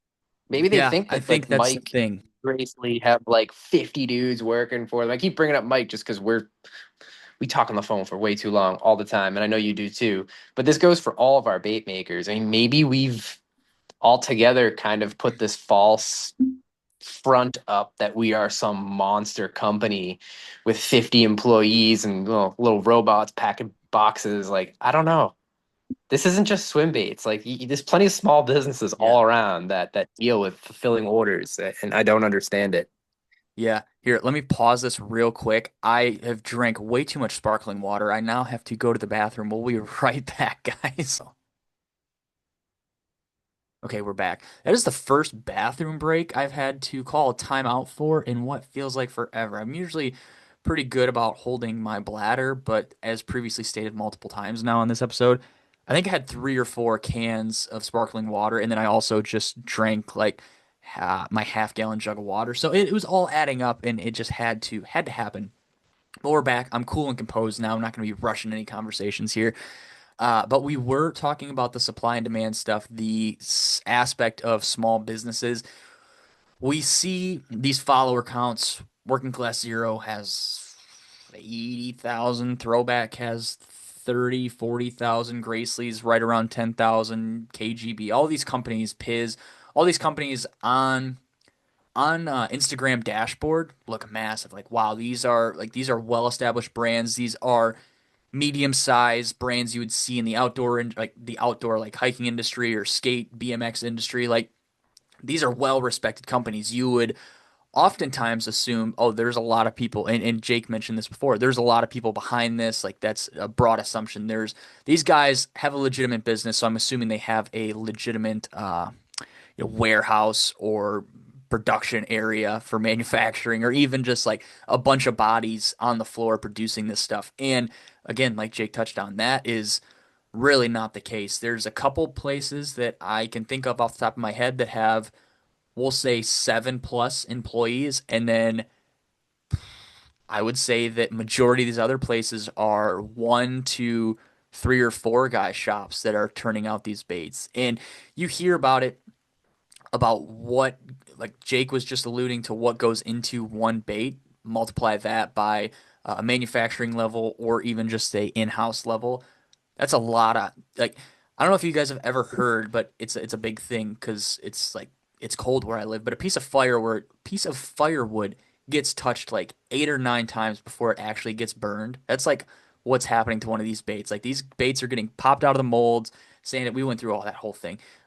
These baits get touched a lot before they actually get boxed up and shipped out. And so you would just assume that there's a lot of hands, and 99.9% of the time there's just a handful of, just a bunch of bros being guys out there packaging these orders or painting these baits or whatever else it may be. And so maybe hold your criticism. Obviously, constructive criticism, I would say, is appreciated by a lot of people. But if it's just straight up slander and hate, let's dial that back down. Let's leave that in the emails or the DMs, and let's maybe be a little more cordial. Obviously, this is just my 2 cents on the topic. I would never bash a company for this, that, or the other, unless it's like blatantly wrong or they're blatantly 9 months late on a bait. But if it's like a couple days and like this guy is active on social media and people are already posting their orders or whatever else it may be, like just give it a second, dude. Give it a day or two. Like stuff sometimes. I mean, Jake, you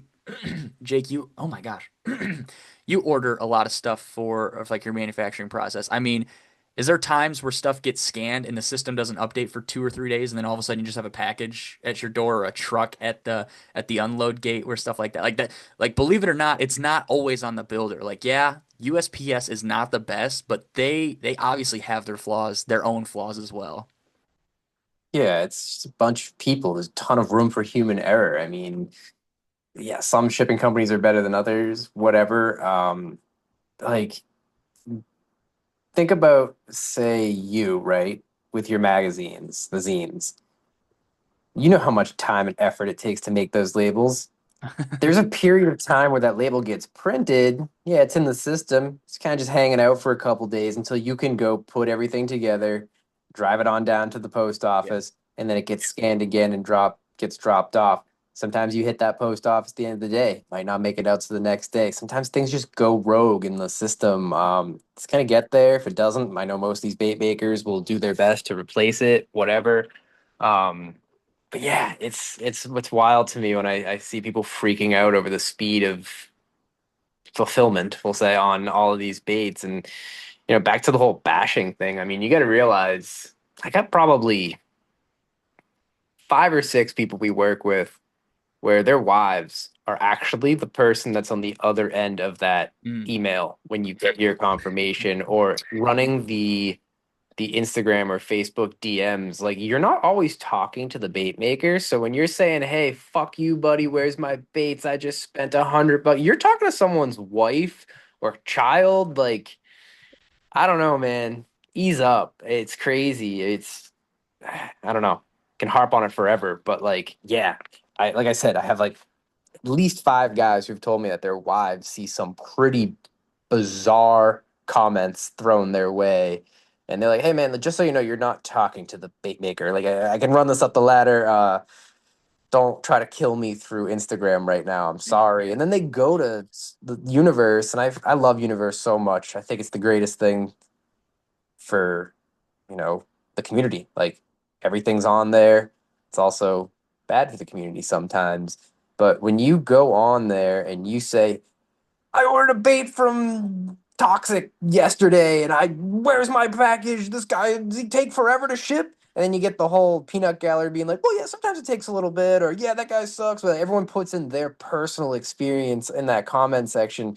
And really, all you gotta do is just hit up. I'm just using Caesar as an Yeah, I example saw because I there was a saw a there was post a about post the other that day. too. Yeah. Hit bro up. He's gonna take care of you. He's a small show.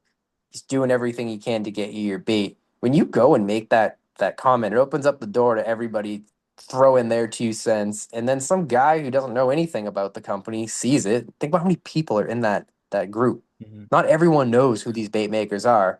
Caesar's seasoned vet in this game. He's been around forever. But someone who doesn't know him is going to see that and be like, "Oh, maybe I won't buy from that company." Like that is so detrimental to the game when you're making these sorts of comments, and all you get to do is hit up the maker. Sure, if it goes like a couple weeks and you can't get a hold of them, that's kind of a weird look. But like at the same time, did you just use Instagram? Did you just use Facebook? Did you go to their website and try to hit up the contact form? Like there's multiple ways to contact these guys. They can't manage all of these inboxes at once.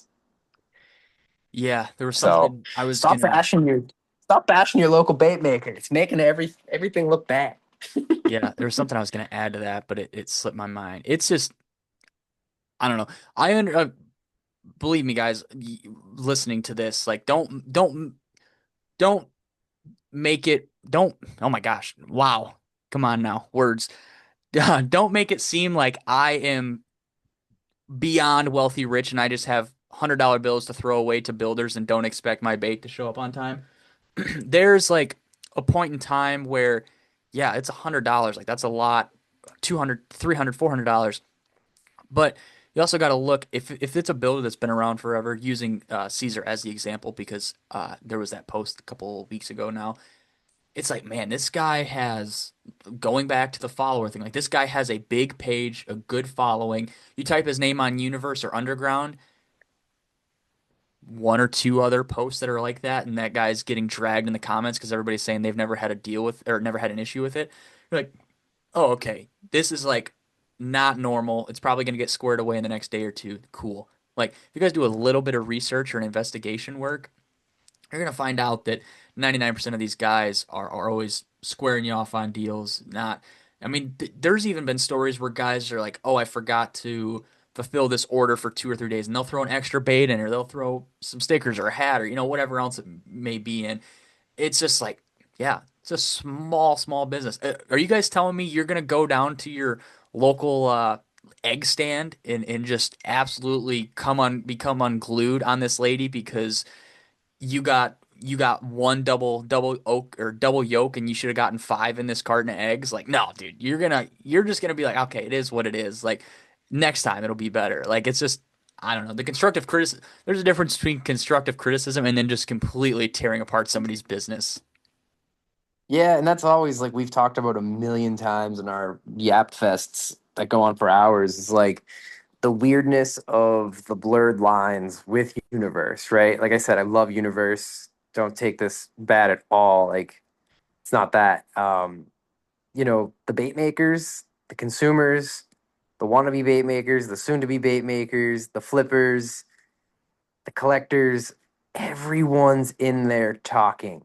You got guys like Buka who run a massive operation. He's in there chit chatting in the comments section. He's very involved in the community.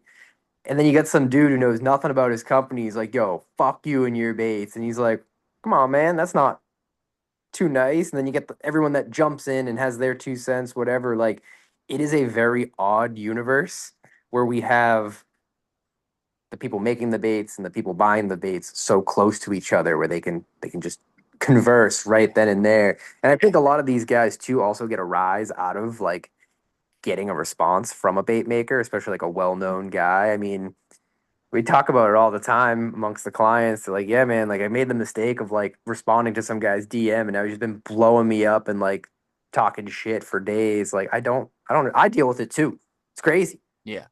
I don't even sell baits. And I got people in my DM saying, like, fuck you, buddy, that bait sucks. And I'm like, man, you took time out of your day to do this? Like, what type of sad life are you living?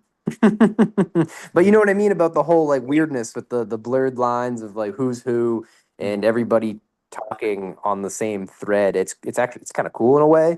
I think a lot of builders gain a lot of valuable insight for their products and how they're running their business. There's a lot of constructive stuff. There's a lot of guys in universe that have like pretty cool jobs and have some pretty cool knowledge on like marketing and business strategy and stuff like that. People make good connections in there, but there's a lot of hate for just like no reason. And we've talked about this so many times on podcasts, different episodes, over the phone. I think it's something we're just gonna have to deal with forever, Yeah. unfortunately, especially as the scene continues to grow.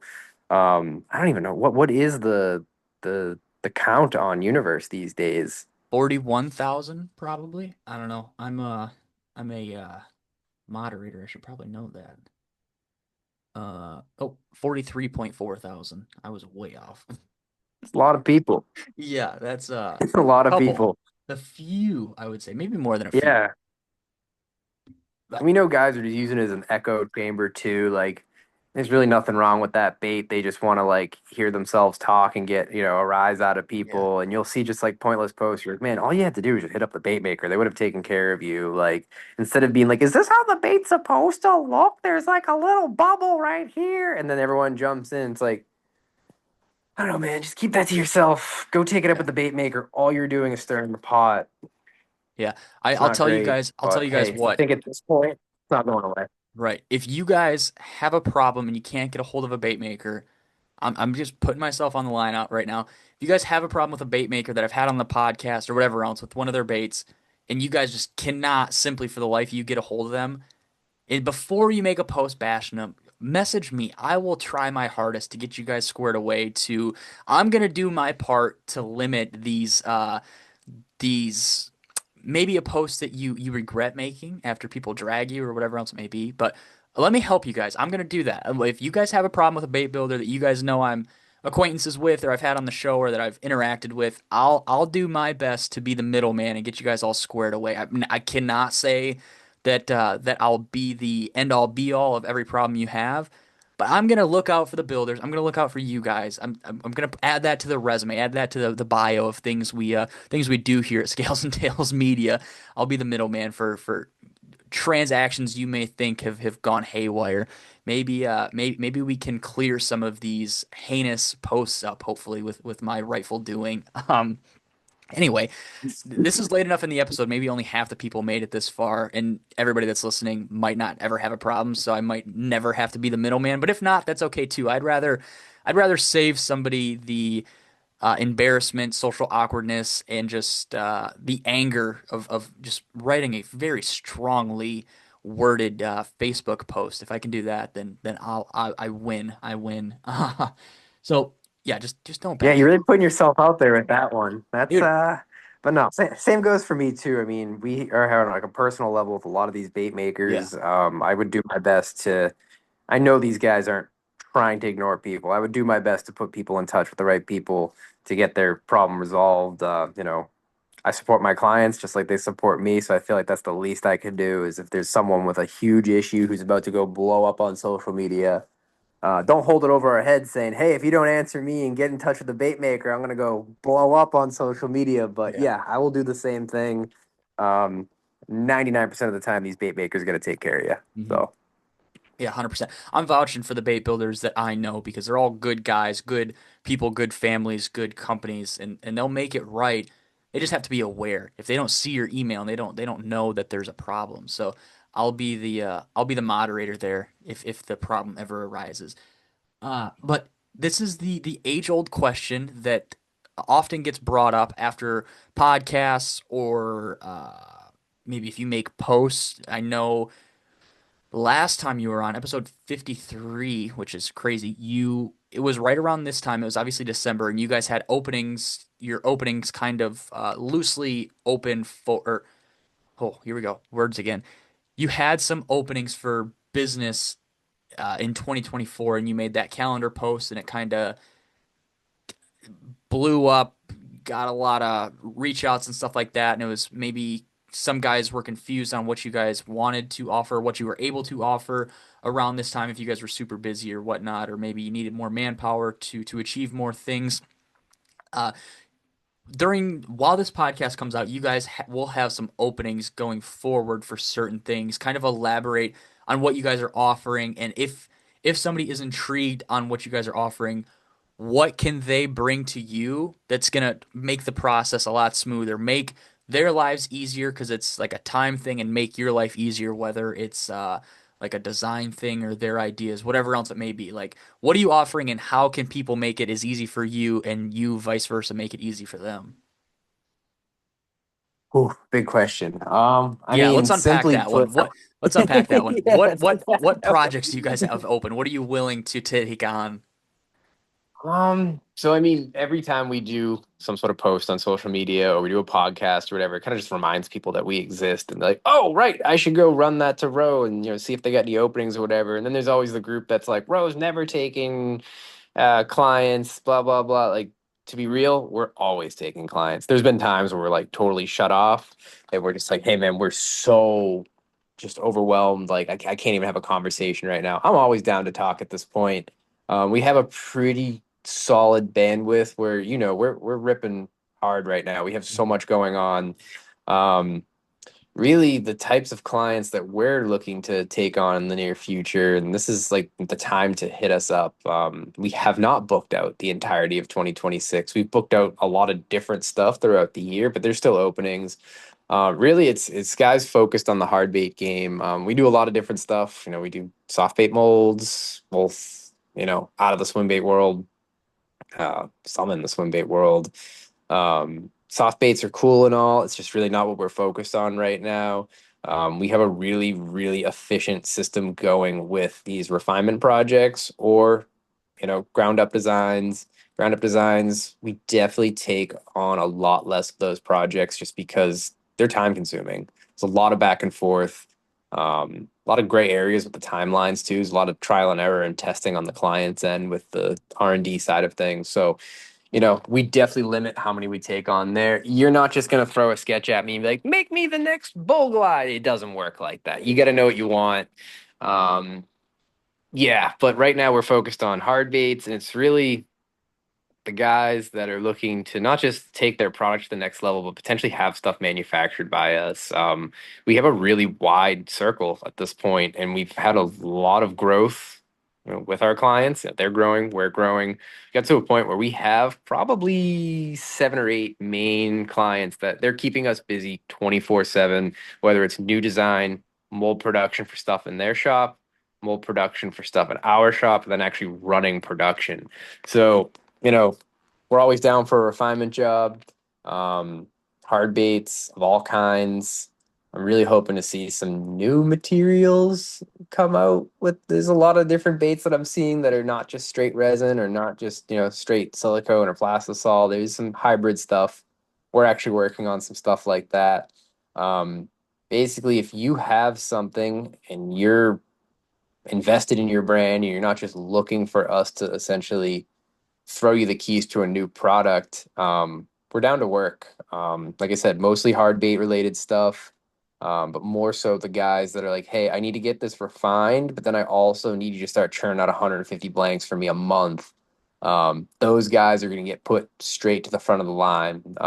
But even if you think you have a stupid idea, I'm always down to talk. I probably have like 4 or 5 phone calls a week with people, and it goes nowhere. It's fine. It's cool. I love to be involved with all these different swim bait guys, whether they're new makers or old makers coming back. They're like, hey man, I've made wood baits for 20 years, took a break, looking to get into the resin world. I'm always down to talk. I know I'm pretty standoffish on social media. I don't really respond to a whole lot. That's not the place to hit me up. If you want to find me, you go through our website, get my email, whatever. I'm not answering DMs about how much is this going to cost. That's not the conversation we're going to have on social media. I wish it was that easy. We don't give quotes on social media. I can't just give you a quote, you know, off the top of my head. We have to have a conversation. We have to sit down and talk, either, phone call, Zoom meeting, whatever. We got to go over what you're all about and what we can do for you. It's, I don't want to say we're like mega selective and, we're not only going to work with the best of the best. It's just at a point now where I'm not making people's dreams come true. You can't just throw 10 grand at me and all of a sudden we're going to just be like, here's a swim bait, go sell 1,000 of them. And I think a lot of people understand that at this point. Um, there's plenty of guys also out there trying to offer what we offer. Um, you can go to them too. It's a weird thing to say, but yeah, we're not the only guys doing this at this point. There's a lot of other stuff out there. I will say you get what you pay for. It might be worth waiting for us to actually help you out. But like I said, we're always down to talk, and we've always been taking clients. Like I said, there's a few times we shut that down, and we were like, "Hey, we can't even talk right now." Over the last 2 years, My door's been open. We've been talking to people left and right. There's been so many people who've come in to our sort of manufacturing circle here over the last year that it's kind of crazy at this point. So just come correct, essentially. Don't be an asshole. Don't demand that we set up a meeting with you right now because you have the next best idea for a new brush tail glide. But take a look at, who we've worked with over the few years, and if you're looking to get to that sort of level, we can help you. Just understand that we're not going to do all that for you. You gotta be also kind of driving the ship. We're just here to help. So Yeah, another long-winded answer to a thing, but does that make sense? I think yeah, we yeah. talked about that before. It's not that it's come everyone, we'll work with everybody. It's just, if you want to do what we're doing, come aboard. But Mhm. it's definitely not for a hobbyist. It's definitely not for some kid in college who's got a $1 million idea. It's someone who's ready to invest in their brand and, actually run a business. We're at a point now we do not work with hobbyists. It's very problematic for a number of reasons. We used to. It was fun. Met a lot of cool people along the way, but just as a business right now, with all the guys here on payroll, it's things are a little bit different. I say that in the most non douchey way possible. It's just it's different. We're playing a different game these days, and I can't do stupid stuff that's going to put our team in jeopardy. Yeah, yeah. Is there any uh future for you guys to manufacture soft baits, or is it strictly just kind of the resin stuff for the foreseeable future? For our facility right now, we're set up for resin. We got crazy air systems, air purification, dehumidifiers, everything. There's a lot that goes into resin and there's a lot that goes into soft baits. So I don't plan on offering it. But with that said, I do have partners that can really help with that stuff. I have a couple different guys, some with Zorn machines. If you're ready for that investment, we do not make Zorn level molds. We can design the bait. You can, I don't know, Zorn is a brand, but you know what I mean. The mass production machines, we have friends with those. And we also have friends with hand pouring teams. So if you need that, come to me. I can definitely put you into the right hands. But no, I don't want to do soft baits. I lived that with Optimum. That was really fun. The soft bait game is awesome. I learned to pour baits with them when I worked out there. Just with our facility, nah, we can't do that. Maybe one day if we move to a bigger spot, but we're already putting enough toxic stuff in the air. So There's one. I'm not a big soft bait guy in terms of the mold stuff. I can do it. We do it all the time. It's just those projects don't flow like the resin ones. We are very dialed with our resin stuff. There's a lot more trial and error with soft baits, but that's the nature of plastisol. Mhm. Silicone, sure, make any mold for that. But if you need silicone bait, I got you. You can do If a that. person wants to make an ABS bait, can they come to you to help with that step going from a resin rendering or resin mold to an ABS, something that they can send to a shop overseas, or is that something that you're not even worried about because it's probably such a low market, I would assume? I mean, honestly, half the time the factory will take the file anyways, just re-engineer it. Even if you do Oh. design it properly, it's a whole different design like process. I mean, you're designing for ABS injection molding, which is a whole different game than hand poured resin. We've done it a handful of times. Not interested. I can send you in the right direction. I mean, it's just when there's a project for us that's just going to require some CAD work and some prototyping, it's kind of small, Again, I'm trying not to say this stuff in a douchey way, like we're too good for this type of project. It's just where our business is at right now and kind of how the whole place is set up. We're more for that full process where it's like, all right, we're keeping this handmade. We're going to continue to make it on a handmade level. We're just trying to level up with that efficiency and get more made. Um, but yeah, we've done it. I got guys I can send you to. You're playing a risky game though, going ABS on a proven resin bait. Yeah. Whole different subject. We're not going to go down, but I got nothing against the ABS baits either. Don't take it that way. It's just not what we're really interested in.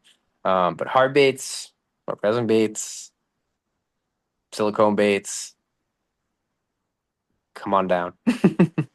Heck yeah, dude. What is the putting you on the spot here? What's the website for guys to reach out to you with that little? There's a little form request on the website that you guys can fill out, and it gets sent over directly. And that's I'm speaking for Jake here. That's the easiest way to get a hold of him if you guys didn't already tell after he talked about that. But what's the website for guys to check it out? It's just ronovationsllc.com. There's a couple different ways to contact us. There's just like a general contact form, and then, most guys just fill that out because it's the easiest one to find. But if you're coming to talk about, you know, a resin bait, go to the services page, go check out the refinement services, and then there's a quote form down there, which I'm not just going to follow up immediately with a quote. We're going to go over all the information. It's a pretty big form. Set up a call. We'll go over things, figure out, what this project's all about, and we can give you some loose pricing on it. That's the best way because if you just hit me up and say, I want to refine a bait, I'm like, okay, well, cool. Like, who are you? What are you trying to do? What's your kind of timeline? How far along is this bait? That quote form really helps me gather a whole bunch of information so we can hop on a quick call, iron out some details, and then I can give you just like a preliminary quote. And we do that all the time. I know it's a little hard to find. Our website's pretty dated at this point. It's definitely something we need to work on. Just definitely not top of the priority list right now, but it works. And that's the best way to get in touch with us, or just straight up send an email with a brief description to just info@roinnovationsllc.com. I know it's a mouthful. I couldn't just get Roinnovations as the domain, had to stick the LLC at the end, but that's our full name. It goes right to my inbox, and I'll do my best to just respond to you as soon as I can. Um, if you don't get a response from me in 2 seconds, don't follow up and yell at me. I promise. I see everything. I'll get back to you. Reach out to me. I'll Yeah, help you. yeah, yeah, yeah. Go yell at Adrian. He'll text me and say, "Hey, go take care of this guy." No, don't do that. I don't know. I feel like we're okay with it these days. There was a period in time where I was terrible with it. But that helps when you get guys like Christian running the shop and a bunch of other people helping. I think we've ironed out a lot of issues over the last couple years, and it's just by having a better team. This used to be just me not too long ago. So Heck yeah, man. What's the Instagram for guys to check out if they don't already follow you or not familiar? If they listen to this whole podcast and they're not familiar with you, where can they follow some of the older posts and renderings and stuff you guys have posted? Yeah, it's just renovations. You'll see us. It's all blue. Everything's blue molds.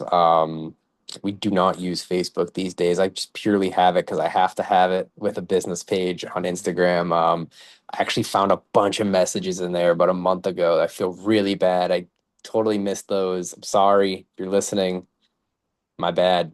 Um, I turned off all the notifications of Facebook. It's just junk book. It Um, happens. yeah. Yeah, and like I said, the DMs are there. You're not talking to me when you hit up the DMs. Somebody else, and they're just saying, "Hey, man, go hit up the inbox through the website." Sometimes it's me, but not a lot of times. Well, heck yeah, dude. As always, I'll leave the Row Instagram as well as the Row website in the show notes. You guys can go check that out. Shoot Jake over an email on the request form or the quote form. If you guys feel like you fall under maybe some of the parameters that Jake laid out, or you guys have some of those ideas that Jake was elaborating on, and you guys want to maybe take the next step in that whole manufacturing or even just the whole process of growing and scaling your business, your company, your bait building, whatever else it may be. As always, Jake, thank you for coming on, dude. I cannot believe that it's been essentially 3 years since we talked on air. That's crazy. I don't know where the time went. I thought you were like in the episode, like, I thought you were like episode 160, 170. I cannot believe it's been this long. I feel terrible about that because we do talk so much, but it's okay because we recorded this one, so maybe we'll hit it hard again and do a public service announcement in another 3 years. Yeah, yeah, no, I mean, it is definitely weird that it felt like it was, I don't know, a year ago or Yeah, less, yeah. because we talk so much. But I do love getting the chance to come on here and kind of making some of our conversations public. Thank you. Um, Hopefully we didn't rant too hard on anything. I know some of our previous episodes went like Ye- 240 or something. I guarantee you like five people got to the end of those episodes. So As you know, I can yap, you can yap. Oh We'll yeah. have to do this again. And every time I do this too, I always end up getting a bunch of like messages like you sound like a dickhead on that podcast. Like you even want to work with people. Like please don't take it that way. I try to say things in a way that people hopefully understand what I'm getting at. I know once this airs, I said this last time at the end of the podcast, and it sure enough happened. Um, I'm down to talk. I'm not this asshole mold maker. It's kind of weird that I've gotten that reputation because ask any of our clients. We're all friends. So Yeah. Funny. Yeah, I'm I sorry. will. I had to throw that in there. It happens every time, man. I don't get it. But yeah, I'm down to hang. Just come chat. Heck yeah, dude. Well, as always, guys, thank you guys for listening. I hope you enjoyed this episode. If you guys think that you are ready to maybe move into the next step of production or manufacturing or whatever else it may be, check out Row, check out what they offer, shoot Jake over an email, and hopefully you guys will get all squared away. But as always, thank you guys for listening. I hope you enjoyed this episode, and we'll see you guys on the next one. See you guys.